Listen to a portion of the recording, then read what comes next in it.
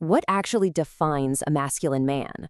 Is it the external performance, the posturing, the endless status games, or that desperate need for validation that modern culture so often tries to sell us as confidence?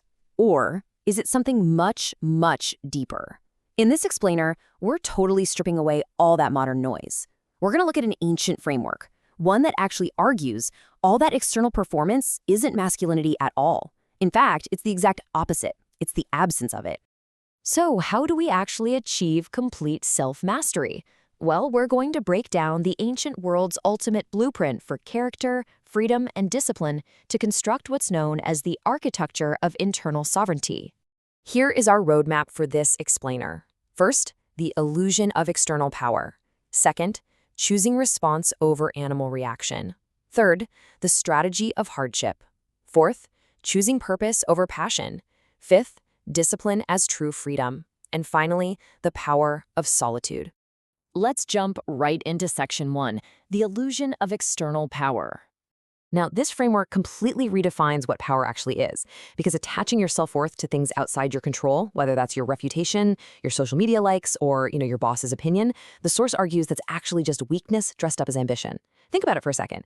The guy who constantly needs admiration to feel powerful, he's not actually powerful at all, because his power can be given and taken away by anyone else. Internal sovereignty is the absolute refusal to be governed by anything but your own character. It's this core belief that the only domain that truly matters is your own judgments and your own efforts. To really put this into perspective, consider the philosopher Epictetus.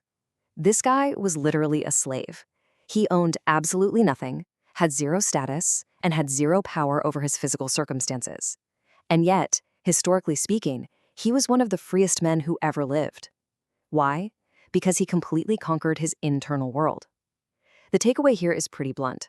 A man who hasn't conquered himself is fundamentally a slave, regardless of how much money he has or who respects him.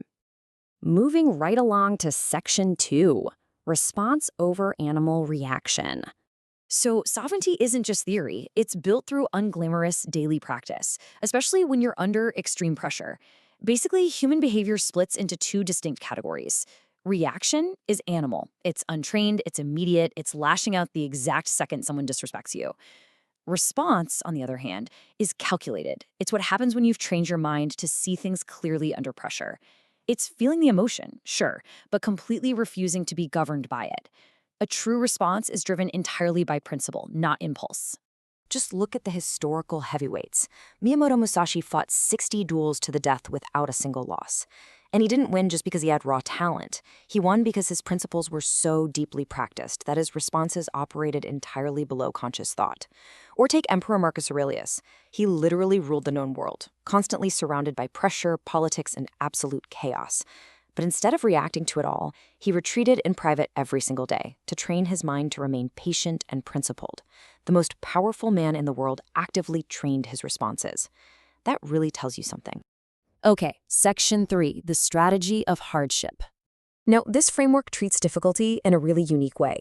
It's not an obstacle, it's the primary mechanism for human growth. And this is done through a Stoic practice known as the premeditation of adversity. Essentially, this means deliberately imagining the absolute worst possible scenarios.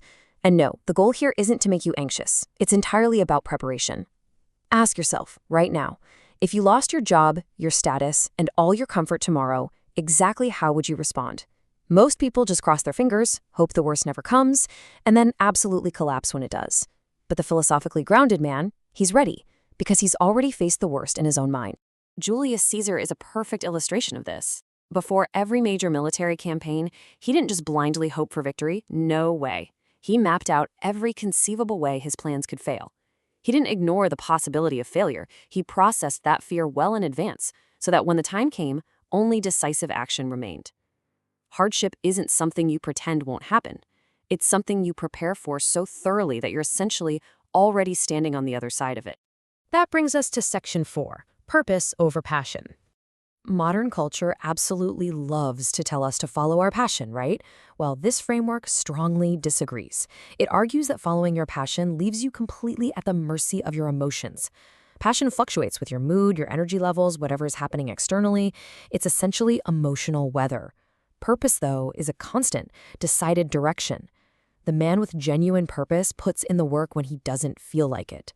He keeps going when he's completely exhausted, because the question of whether or not to continue, that was settled the day he chose his direction.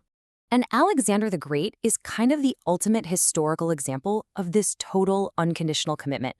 He pursued greatness not out of vanity, but from this deeply held philosophical position that a life without total effort is just a life wasted. He pursued this direction with such absolute consistency that he literally wept at the edge of the known world because there was nothing left to conquer. So what's the lesson for us? Stop drifting. Decide your direction and build your life toward it completely regardless of the emotional weather. Let's dive into Section 5, Discipline as True Freedom. Today, we kind of have a habit of viewing discipline as a cage, or maybe some kind of punishment. But in this ancient framework, it's the exact opposite. The undisciplined man is actually a slave. He's a slave to his impulses, his hunger, and his cravings for constant distraction. Think about it. He doesn't choose his actions choose him. True discipline is simply the capacity to act from intention. It is the essential tool you need to build genuine freedom. Because sovereignty isn't some magical destination you just suddenly arrive at one day. It's a daily construction project. Step 1, you choose discipline over impulse. Step 2, you do the work even when you don't feel motivated at all. Step 3, you face discomfort properly instead of always trying to take the easy way out. And then, Step 4, you just watch it grow. The man you're going to be in 5 years is being built right now, today, by these tiny, seemingly insignificant choices that endlessly compound over time. Finally, we arrive at Section 6, the power of solitude. So what is the most crucial aspect of this entire philosophy? It's knowing how to be alone. And to be clear, we're not talking about isolation here. We're talking about solitude, which is the absolute required condition for clear thinking. Historical heavyweights sought solitude not because they were introverts, but to actively avoid being shaped by the loudest voices in the room. Look, if you can't sit alone with your own thoughts without instantly reaching for your phone or some other distraction, you have zero internal anchor when the world inevitably gets turbulent. All right, so when we synthesize all these historical lessons together, what do we actually get? We get the 6 core pillars of internal sovereignty. It's a clear, incredibly demanding, and non-negotiable manifesto for life. These rules stack together to form a truly comprehensive philosophy of internal mastery. Let's recap. You govern yourself from within. You build your character continuously. You deliberately prepare for hardship. You choose your direction based on firm principle. You build a discipline that actually produces freedom. And crucially, you sit alone to truly know yourself. The ancient world produced men who literally changed history, and they did it because they adhered to these uncompromising standards. The men of the ancient world didn't have easier circumstances than us. Honestly, they probably had it much harder. They just had a clearer philosophy about what they owed themselves. And that exact same demanding architecture of internal sovereignty is fully available to you right now.